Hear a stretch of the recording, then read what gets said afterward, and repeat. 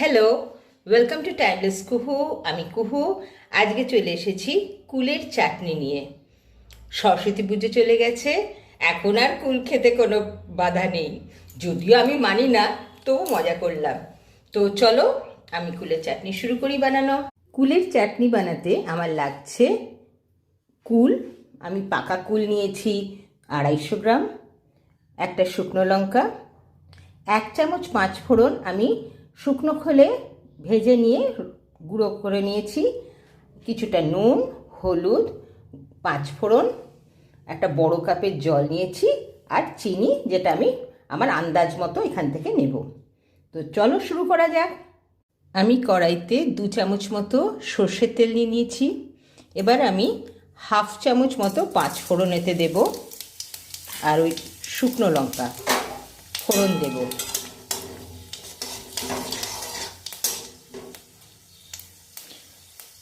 একটু নাড়িয়ে নিয়ে এই যে পাকা কুলটা নিয়েছিলাম সেটা ভালো করে ধুয়ে নিয়েছি, এবার এতে দিয়ে দেব।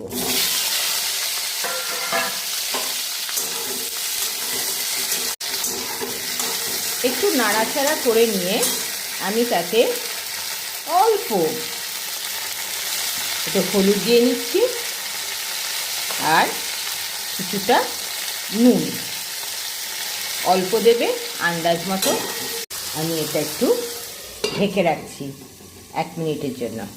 1 মিনিট পর ঢাকনাটা খুলে যেই 5 ফোড়নের গুঁড়োটা করে রেখেছিলাম তার কিছুটা এতে দিয়ে দিচ্ছি।